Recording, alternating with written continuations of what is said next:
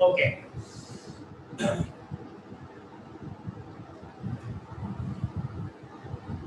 Okay, good morning. So, మనం yesterday Sir, polity. sir, Hello? sir, Sir? sir, voice is not clear, sir. Resound వస్తుంది, sir. Voice is not clear? Yes, resound is there, sir. Resound is there.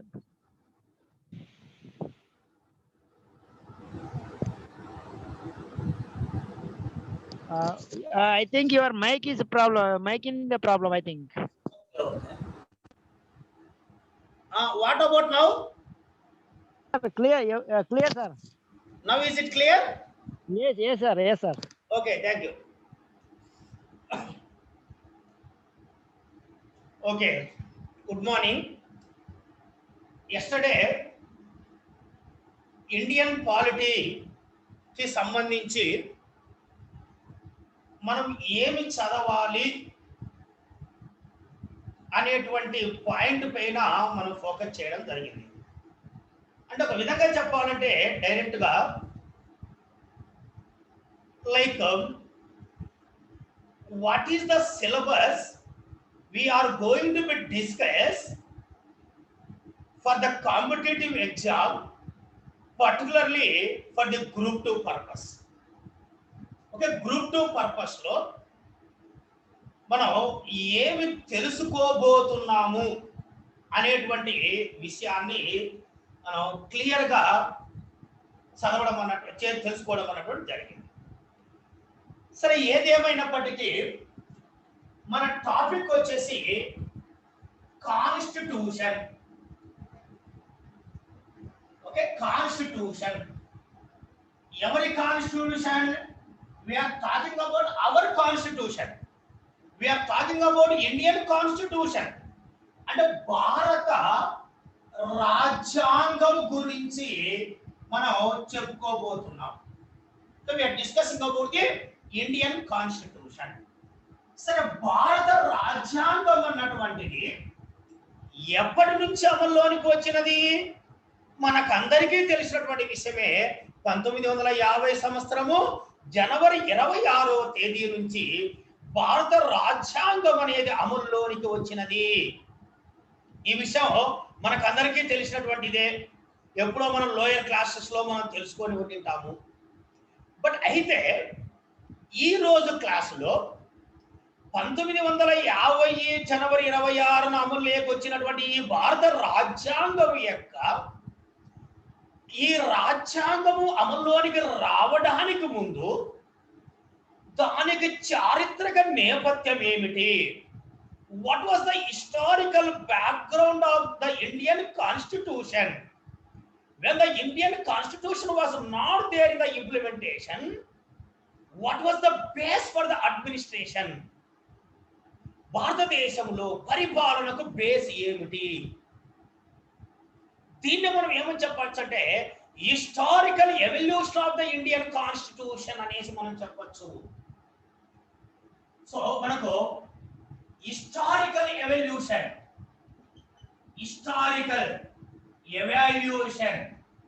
Of Indian constitution, భారత రాజ్యాంగము, దాని చారిత్రక నేపథ్యము, లేదా the constitutional development of India, భారత రాజ్యాంగం యొక్క అభివృద్ధి ఎలా డెవలప్ అయినది, ఎలా ఫ్రేమ్ వర్క్ జరిగినది అనేటువంటి పాయింట్ను మనం డిస్కషన్ చేద్దాం. అంటే what is there exactly in the constitution అనేది వి విల్ డిస్కస్. దానికన్నా ముందు ఆ భారత రాజ్యాంగం అమల్లోనికి రావడానికి ముందు ఈ భారత రాజ్యాంగం అన్నటువంటిది ఎలా ఉండేది? What is the nature of the Indian constitution before 1950s అనేటువంటి విషయాన్ని ఇక్కడ మనం ఒకటి గమనించాలి. సో దాన్ని మనం historical background of the Indian constitution అనేసి అంటున్నాం. సో భారత రాజ్యాంగం అన్నటువంటిది ఈ డెవలప్మెంట్ కావడానికి ఎన్నో ఇన్స్ట్రుమెంట్లు ఉపయోగపడినాయి. There are many instruments for the development of our constitution. ఆ విధంగా డెవలప్ అయినటువంటి వాటిల్లో మొట్టమొదటిగా భారత రాజ్యాంగానికి బేస్ వంటిది మనం చెప్పేది ఏమిటి అంటే 1773లో బ్రిటిష్ వారు చేసినటువంటి regulating act. Okay, regulating act 1773 regulating act was the base for the Indian constitution today. ఈరోజు మనం భారత రాజ్యాంగం అనేది అయితే చెప్పుకుంటున్నామో ఆ భారత రాజ్యాంగమునకు బేస్ ఏంటిది అంటే so this is the base అనేసి చెప్పడం జరుగుతుంది. ఓకే, కాబట్టి మీరు మైండ్లో గుర్తుపెట్టుకోండి. ఈ రెగ్యులేటింగ్ యాక్ట్తో పాటు అనేక రకాలైన చట్టాలు మనకు ఉపయోగపడినాయి. తరువాత 1784లో పిట్స్ ఇండియా యాక్ట్ అనేసి పేర్కొంటారు, లేదా సింపుల్ గా చెప్పండి పిట్స్ యాక్ట్ అనేసి పేర్కొంటారు. పిట్స్ అనే వ్యక్తి బ్రిటిష్ ప్రధానమంత్రి ఆ కాలంలో, ఆ ప్రధానమంత్రి కాలంలో చేసినటువంటి చట్టము కాబట్టి దాన్ని పిట్స్ ఇండియా చట్టాలు అనేసి పేర్కొంటారు. 1784లో వచ్చినటువంటి ఒకటి చట్టము పిట్స్ ఇండియా చట్టము. తర్వాత 1798లో వచ్చినటువంటి మరొక పిట్స్ ఇండియా యాక్ట్ అన్నటువంటిది. తర్వాత చార్టర్ యాక్ట్ అన్నటువంటి వచ్చాయి. చార్టర్ అంటే ఒప్పందం, చార్టర్ అంటే ఒడంబడిక, చార్టర్ అంటే ఒక agreement between British government company లేకుండా ఇండియన్స్ కావచ్చు. సో ఒక ఒడంబడికతో వచ్చినటువంటి చట్టాలు అన్నమాట. సో లైక్ 1813లో 1813లో చార్టర్ యాక్ట్ అనేసి పేర్కొంటాం. Charter act 1830. తరువాత 1833లో మరొక చార్టర్ యాక్ట్ అనేసి మనం పేర్కొంటున్నాం. సో దాని తరువాత 1853లో మరొక చార్టర్ యాక్ట్. చూడండి, ఈ చార్టర్ యాక్ట్ 20 years ఒకసారి వచ్చాయి, 20 సంవత్సరములకు ఒకసారి వచ్చాయి. అంటే ప్రతి చార్టర్ యాక్ట్లో బ్రిటిష్ ప్రభుత్వం, బ్రిటన్లో ఉన్నటువంటి బ్రిటిష్ ప్రభుత్వం, బ్రిటిష్ సామ్రాజ్యం, Britain parliament, Britain government, east India company, there is a East India Company is ruling in India. There is a East India Company is having the business activities in our country. కాబట్టి బ్రిటన్లో ఉన్నటువంటి Britain parliament east India కంపెనీకి 20 సంవత్సరములకు వ్యాపారం చేసుకోవడానికి permission ఇస్తూ వచ్చినటువంటి ఒక ఒప్పందం. అందుకో చూడండి 1833లో ఒకసారి వచ్చింది, 33లో వచ్చింది, మళ్ళీ 53లో వచ్చింది.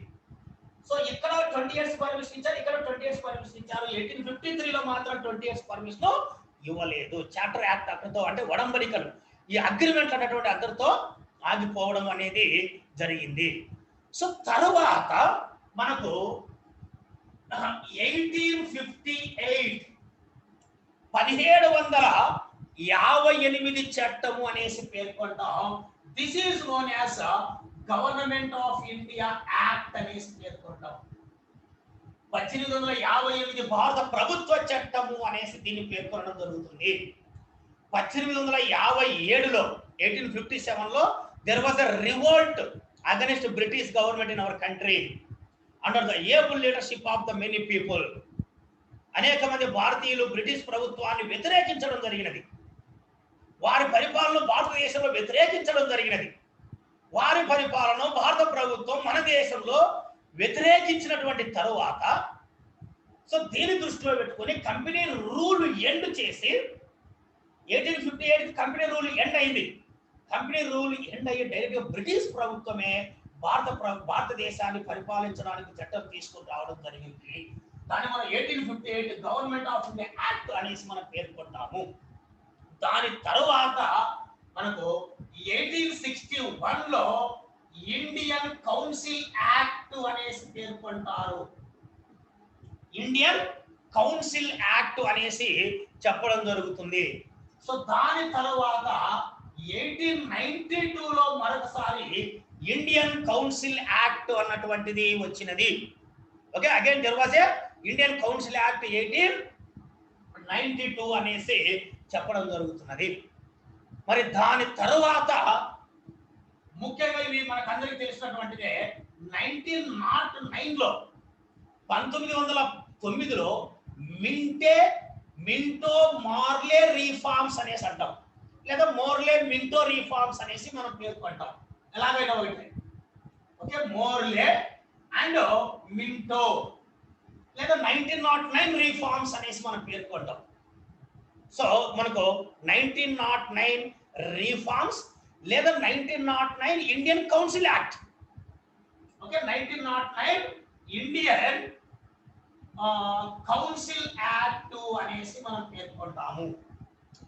దాని తర్వాత 1919లో మాంటేగు చేమ్స్ఫర్డ్ రీఫార్మ్స్ లేదా 1919 Indian council act.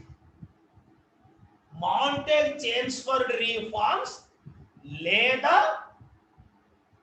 1919 Indian council act అనేసి పేర్కొంటాం. ఈ 1919 కౌన్సిల్ యాక్ట్ అమలులోకి వచ్చిన తర్వాత దాని యొక్క అమలు తీరును పర్యవేక్షించడానికి 1927లో సైమన్ కమిషన్ అనేది ఇండియాకు వచ్చింది.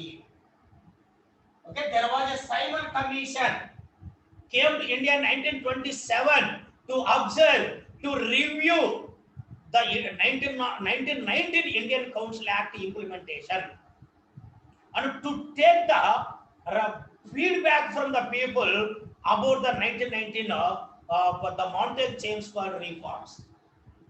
So Simon Commission రావడం జరిగింది. ఆ సైమన్ కమిషన్ రికమెండేషన్ ఆధారంగా చేసుకొని 1930s తర్వాత 3 రౌండ్ టేబుల్ సమావేశాలు జరిగాయి. Based on the round table conference outcome and Simon commission report 1935లో భారత ప్రభుత్వ చట్టం వచ్చినది. That is the most important act. తర్వాత మనకు 1935 so government of India act, భారత ప్రభుత్వ చట్టము అన్నటువంటిది అతి ప్రధానమైనటువంటి చట్టం. ఈరోజు మన భారత రాజ్యాంగానికి, ఈరోజు ఇండియన్ కాన్స్టిట్యూషన్ కు ఒక ప్రతీక లాంటిది, ఒక జిరాక్స్ కాపీ లాంటిది అనేసి మనం 1935 యాక్ట్ చెప్పొచ్చు. 1935 చట్టంలో పేర్కొనబడినటువంటి అనేక అంశాలు, అనేక రకాలైనటువంటి ఆర్టికల్స్, అనేక రకాలైనటువంటి షెడ్యూల్స్, అవన్నీ చాలా వరకు 1935 భారత ప్రభుత్వ చట్టం నుంచి తీసుకొని రావడం జరిగినది. ఆ భారత ప్రభుత్వ చట్టం ఎలా చేశారు అంటే Simon commission report, round table conferences యొక్క అవుట్కమ్ ద్వారా వచ్చినటువంటిదే 1935 భారత ప్రభుత్వ చట్టం అనేసి పేర్కొంటున్నాం. దాని తర్వాత 1947లో ఇండియన్ ఇండిపెండెన్స్ యాక్ట్ అనేది ఒకటి వచ్చింది. భారత స్వాతంత్ర చట్టము అన్నటువంటిది వచ్చినది. ఇండియన్ ఇండిపెండెన్స్ యాక్ట్ అన్నటువంటిది వచ్చినది. ఈ చట్టాలన్నిటిని బేస్ చేసుకొని, ఈ చట్టాలన్నిటిని క్రోడీకరించి, వీటితో పాటు ప్రపంచంలో అనేక రకాలైనటువంటి రాజ్యాంగములను పరిశీలించడం ద్వారా drafting committee under the chairmanship of doctor BR Ambedkar ఒక రాజ్యాంగమును రూపొందించడం జరిగినది. ఆ రాజ్యాంగమును రాజ్యాంగ పరిషత్తు, constitution assembly headed by doctor Babu Rajendra Prasad doctor Babu Rajendra Prasad అధ్యక్షతనగా ఉన్నటువంటి రాజ్యాంగ పరిషత్తు మన రాజ్యాంగమును ఆమోదించినది. ఆ రాజ్యాంగ పరిషత్తు ఆమోదించినటువంటి ఆ రాజ్యాంగము 1950 జనవరి 26వ తేదీ నుంచి మనకు అమలులోనికి రావడం జరిగినది. కాబట్టి ఈ రాజ్యాంగము రావడానికి దానికన్నా ముందు ఈ విధంగా మనకు అనేక రకాలైనటువంటి చట్టాలు అన్నటువంటివి ఉన్నాయి. There are many important acts were there in our country okay before what is called 1950s. 1950 కన్నా మునుపు మన దేశంలో రాజ్యాంగములకు సంబంధించి ఇలా అనేక రకాలైనటువంటి చట్టాలు మనకు కనిపిస్తాయి. ఈ చట్టాలను గురించి బ్రీఫ్గా అర్థము చేసుకోవడానికి ప్రయత్నిస్తాము. Okay, we will try to understand, we will try to discuss about this important acts. అంటే ఆయా చట్టాలలో ఉన్నటువంటి కొన్ని ప్రధానమైనటువంటి అంశములను గురించి మనం డిస్కషన్ చేసుకోవడానికి ప్రయత్నించడం జరుగుతుంది. ఓకే, మనం ఇందాకే మనం చెప్పినట్లుగా మొట్టమొదటి చట్టము ఏదంటున్నాము 1773లో చేసినటువంటి రెగ్యులేటింగ్ యాక్ట్. 1773లో చేసినటువంటి రెగ్యులేటింగ్ యాక్ట్. మరి ఆ చట్టం ఎలా వచ్చింది? రెగ్యులేటింగ్ యాక్ట్ అనేసి మనం అంటున్నాం. Okay, regulating act 1773. ఈ చట్టము మనకు ఎలా వచ్చినది అంటే 1600 సంవత్సరము నుంచి మీకు తెలుసు. సరే, I'm not going discuss about the history, but just to know the background of the 1773 what is called regulating act. This point is required. 1600 సంవత్సరములో ఈస్ట్ ఇండియా కంపెనీ తెలుసు కదా మనకు. East India company they came to India for the trade purpose. భారతదేశంలో వ్యాపారం చేసుకోవడానికి British East India company, East India కంపెనీలో British East India company like French East India, Dutch East India, like that there are many companies, but British East India Company is the one of the most important company which came to India in 1600 for the trade purpose only. ఆ కాలంలో భారతదేశంలో ఎవరు పరిపాలిస్తున్నారు? మొఘలులు పరిపాలిస్తున్నారు. Okay, మొఘలులు పరిపాలించడం జరిగిన 1526 సంవత్సరం నుండి Mughals were ruling in India.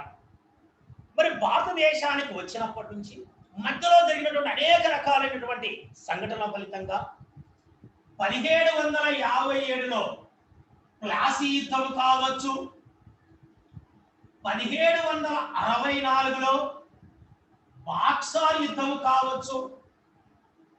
ఈ యుద్ధాల యొక్క ఫలితముగా బ్రిటిష్ వారు వారి యొక్క సామ్రాజ్యమును భారతదేశంలో ఎస్టాబ్లిష్ చేయడానికి పునాదులు పడినాయి. 1757 ప్లాసీ వార్ వలన 24 parganas in the West Bengal was occupied by the Britishers. They got Diwani right. Diwani right అంటే ఏంటి? Tax collection. Okay, tax collection అనేటువంటిది రావడం జరిగింది 1757 సంవత్సరంలో. కానీ అప్పటి నుంచి బ్రిటిష్ వారి యొక్క సామ్రాజ్యం యొక్క పరిపాలన మన దేశంలో స్టార్ట్ అయింది. 1764లో బాక్సార్ యుద్ధం ఫలితంగా అవధ్, బెంగాల్ అండ్ బీహార్, 3 రాష్ట్రాలు చూడండి, అవధ్, బెంగాల్, బీహార్, ఈ 3 రాష్ట్రాలు బ్రిటిష్ వారి ఆధీనంలోకి పోవడం జరిగినది. ఆ విధంగా బ్రిటిష్ వారికి సామ్రాజ్యం అన్నటువంటిది స్టార్ట్ అయింది. బ్రిటిష్ వారి యొక్క పరిపాలన అనేది భారతదేశంలో స్టార్ట్ అయింది. భారతదేశానికి వ్యాపారం కోసం వచ్చి ఇక్కడ రాజ్యాన్ని ఆక్రమించి వ్యాపారంతో పాటు రాజ్యము ప్రభుత్వము వాళ్ళ కంట్రోల్లోకి తీసుకుపోవడం అనేటువంటిది జరిగింది. ఈ విధంగా మనకు 1600 సంవత్సరం నుంచి, సరే మనం ఇప్పుడు 1773 సంవత్సరాలు మాట్లాడుతున్నాం కదా, 1600 సంవత్సరం నుంచి 1773 సంవత్సరం వరకు బ్రిటిష్ వారు అనేక ప్రాంతములను ఆక్రమించడం ద్వారా భారతదేశంలో వ్యాపారం చేసుకుంటూ పరిపాలన నిర్వహించుకుంటూ కొనసాగుతూ ఉన్నది. మరి ఈ మధ్య కాలంలో బ్రిటిష్ ఈస్ట్ ఇండియా కంపెనీలో ఫైనాన్షియల్ గా అనేక రకాలుగా కరప్షన్ జరుగుతున్నది అనేటువంటిది బ్రిటిష్ ప్రభుత్వము అబ్జర్వ్ చేసినది. దాన్ని ఎంక్వైరీ చేయడానికి బ్రిటిష్ ఈస్ట్ ఇండియా కంపెనీలో ఫైనాన్షియల్ యాక్టివిటీస్ లో జరుగుతున్నటువంటి కరప్షన్ అవకతవకలను పరిశీలించడానికి బ్రిటిష్ పార్లమెంటు, బ్రిటిష్ ప్రభుత్వం ఒక సీక్రెట్ ఎంక్వైరీ కమిటీని నియమించడం జరిగినది. ఆ సీక్రెట్ ఎంక్వైరీ కమిటీకి అధ్యక్షుడు ఎవరు అంటే జనరల్ జాన్, జనరల్ జాన్ బర్గోయిన్.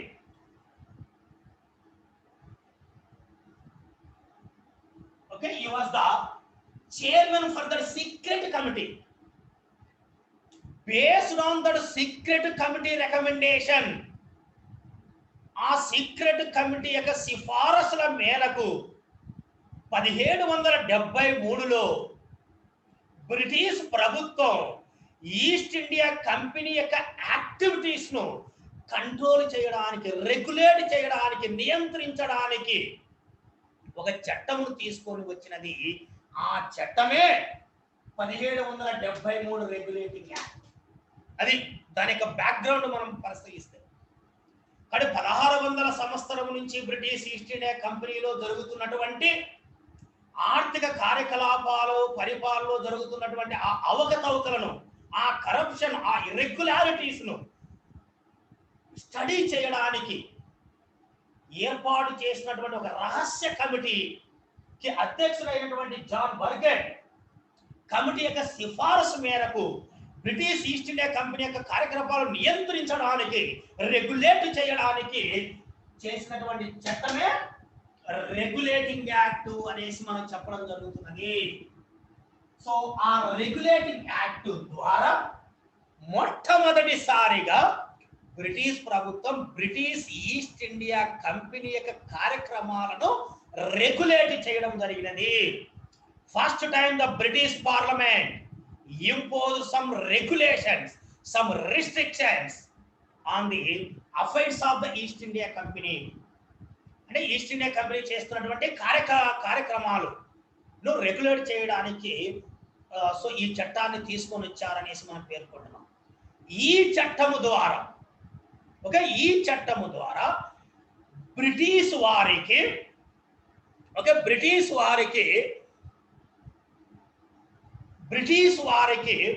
20 సంవత్సరముల వరకు పరిపాలన, వ్యాపారం చేసుకోవడానికి అనుమతి ఇవ్వడం జరిగినది.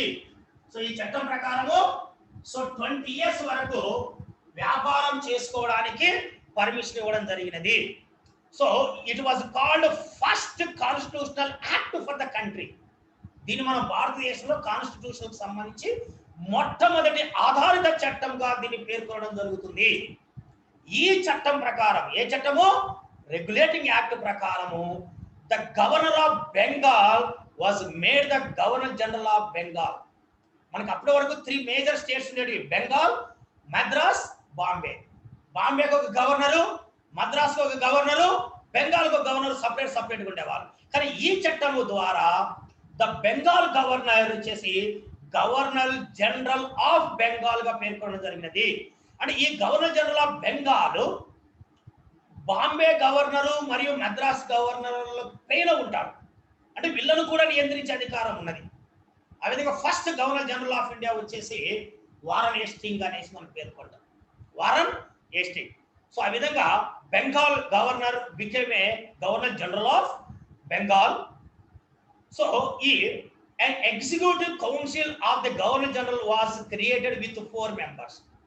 అంటే గవర్నర్ జనరల్ ఒకటే సూపర్ కాకుండా ఒక ఎగ్జిక్యూటివ్ కౌన్సిల్ అంటే కార్యనిర్వాహకు సంబంధించుకొని నిర్ణయాలు తీసుకొని అమలు చేయడానికి ఒక ఎగ్జిక్యూటివ్ కౌన్సిల్ అనేది కార్యనిర్వాహక మండలి అన్నటువంటిది ఏర్పాటు చేయడం జరిగినది. దాంట్లో నలుగురు సభ్యులుగా ఉంటారు, 4 members ఉంటారు. Supreme court was established at Calcutta based on this 1773 regulating act. Okay, so 74లో ఏర్పాటు చేశారు.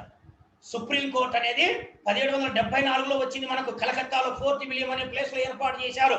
1773 చట్టం ప్రకారం వచ్చింది. That is the supreme court. Apex court అనేసి అంటాం, అత్యున్నత న్యాయస్థానం అనేసి పేర్కొంటాం. That was established 1774 at Calcutta, the place called Fort William అనేసి పేర్కొంటాం. దాని తర్వాత సేమ్ మనకు లైక్ సెంట్రలైజ్డ్ అడ్మినిస్ట్రేషన్ ఇండియా పరిపాలన అంతా కేంద్రీకృతం చేశారు. ఎందుకు? ఇంతకుముందు Bengal separate, Madras separate, Bombay separate. ఇప్పుడు ప్రజెంట్ మద్రాసు బాంబే కూడా బెంగాల్ కంట్రోల్ లేక రావడం జరిగింది. బెంగాల్ గవర్నర్ జనరల్ కంట్రోల్ లేక రావడం జరిగింది. ఆ విధంగా డీసెంట్రలైజ్డ్ కాకుండా సెంట్రలైజేషన్ ఆఫ్ అడ్మినిస్ట్రేషన్ అన్నటువంటిది భారతదేశంలో ప్రారంభమైనది.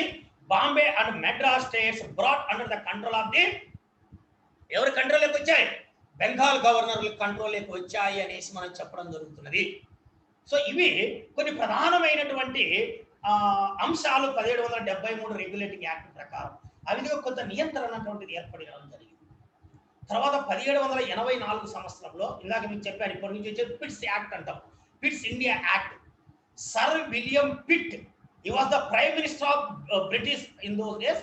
అతని ఆధ్వర్యంలో చేసిన చట్టాలు పిట్స్ ఇండియా యాక్ట్ అనేసి అంటారు. 1784, 1793లో ఒక చట్టం రావడం జరిగింది, పిట్స్ ఇండియా యాక్ట్ అన్నటువంటి. 1784లో వచ్చినటువంటి పిట్స్ ఇండియా యాక్ట్ ప్రకారము this act made to solve the defects in 1773 regulating act. 1773లో చేసినటువంటి రెగ్యులేటింగ్ యాక్ట్ చట్టంలో కొన్ని లోపాలు ఉన్నాయి. ఆ లోపాలను సరిదిద్దడానికి, వాటిని సాల్వ్ చేయడానికి ఈ చట్టం తీసుకొని రావడం జరిగినది. East India company commercial activities, political functions separate చేశారు. ఇంతకుముందు అప్పటి వరకు 1784 వరకు కమర్షియల్ అంటే వ్యాపారము, పరిపాలన రెండు ఈస్ట్ ఇండియా కంపెనీ చూశారు. కానీ ఇప్పుడు సపరేట్ చేశారు. పరిపాలన సపరేట్, వ్యాపారం separate. The court of directors manage the commercial activities of that company. వ్యాపార కార్యక్రమాలు నిర్వహించడానికి ఏమో కోర్ట్ ఆఫ్ డైరెక్టర్స్ తీసుకొని రావడం జరిగినది. పరిపాలన బాధ్యతలు నిర్వహించడానికి బోర్డ్ ఆఫ్ కంట్రోల్ మేనేజ్డ్ తీసుకొని రావడం జరిగింది. బోర్డ్ ఆఫ్ కంట్రోల్ ఏమో పొలిటికల్ అఫైర్స్ అంటే అడ్మినిస్ట్రేషన్ చూస్తుంది. కోర్ట్ ఆఫ్ డైరెక్టర్స్ వచ్చేసి కమర్షియల్ యాక్టివిటీస్ అంటే వ్యాపార యాక్టివిటీస్ చూడడం జరుగుతుంది అన్నమాట. The company territory in India was called British control India. అంటే ఇంతవరకు బ్రిటిష్ ఈస్ట్ ఇండియా కంపెనీ ఏ ప్రాంతాలను అయితే ఆక్రమించిందో అంతవరకు బ్రిటిష్ ఈస్ట్ ఇండియా కంట్రోల్లో ఉండేటివి, ఈస్ట్ ఇండియా కంపెనీ కంట్రోల్లో ఉండేటివి. ఈ చట్టం తర్వాత what ever the areas occupied by the British East India company, that areas will be called, the areas will be under the control of the British India. Company కింద కాదు, British India కంట్రోల్లో ఉంటాయి అనేసి ఈ చట్టం పేర్కొనడం జరిగినది. Governor council were setup in Madras and Bombay as well. అంతవరకు బెంగాల్లో ఉండేది, ఇప్పుడు మళ్ళీ బాంబే, మెద్రాస్ లో కూడా గవర్నింగ్ కౌన్సిల్ అనేది ఒకటి క్రియేట్ చేయడం జరిగింది ఈ 1784 పిట్ ఇండియా యాక్ట్ ద్వారా. The dual government system started by creating board of control and board of directors. ద్వంద్వ పరిపాలన అనేది ఈ చట్టం ద్వారా వచ్చింది. ద్వంద్వ పరిపాలన, వ్యాపారం వేరు, పరిపాలన వేరు. By creating board of control for the administrative political affairs, court of directors for the commercial activities, వ్యాపార కార్యకలాపాలకు సంబంధించినటువంటి అంశంగా దాన్ని మనం చెప్పడం అన్నటువంటిది జరుగుతున్నది. సో ఈ విధంగా భారతదేశంలో బ్రిటిష్ ఈస్ట్ ఇండియా కంపెనీ వాళ్ళు అనేక చట్టములను తీసుకొని వచ్చి భారత రాజ్యాంగమునకు మూలం కావడం అన్నటువంటిది జరిగింది అనేసి మనం చెప్పడం జరుగుతున్నది.